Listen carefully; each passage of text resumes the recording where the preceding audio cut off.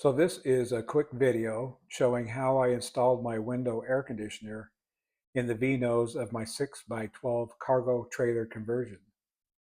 Now I'm just your typical DIY handyman, so take that for what it's worth. I chose this type of installation because it fit my floor plan needs the best. With any window air conditioner installation, the air conditioner must have some way to dissipate the heat created by the compressor and drain the excess condensation created as it dehumidifies the air. With a bump out or a slide out installation, those things generally take care of themselves. However, with an enclosed installation, you have to figure out how to get rid of the heat and excess condensation.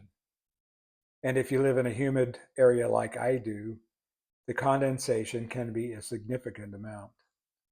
So I took some ideas from a few videos and posts that I found online and came up with my own plan. To dissipate the heat coming off the back of the air conditioner, I installed two 6-inch fans through the wall of the V-nose.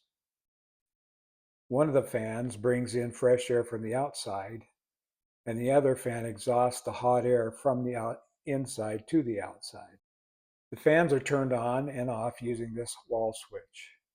When the air conditioner is not in use, the fan openings are covered with a weatherproof marine hatch cover on the front of the trailer.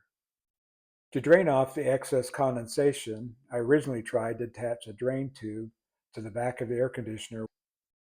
However, I found that it would eventually work itself loose and leak.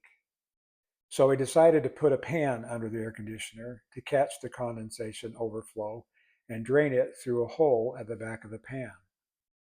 I had to make my own pan out of two plastic serving trays by welding them together using a plastic welding tool. And it turned out surprisingly well considering it was the first time I had used such a tool. The pan is installed at a slight slope and has a funnel mounted at the rear, which nestles into a funnel installed on the shelf. A tube is connected to that funnel and drains the water out underneath the trailer. The enclosure itself is lined with foam insulation board and some extra Killmax noise reduction sheets that I had left over from doing the ceiling.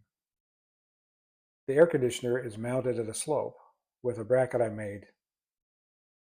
Additional foam insulation board on each side of the air conditioner seals off the back of the enclosure, keeping the hot air from coming into the trailer interior. This particular air conditioner directs the cold air upward from the top. So I had to create a baffle at an angle to redirect the cold air forward into the trailer interior.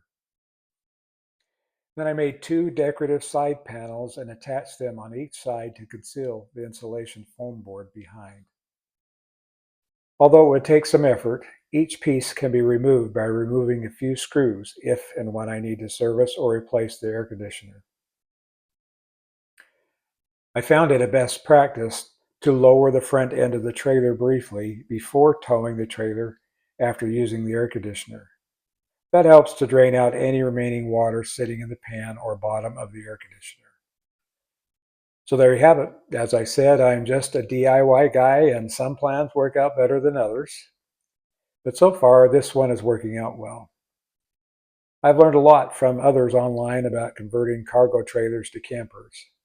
And I hope this short video may be helpful to someone as well.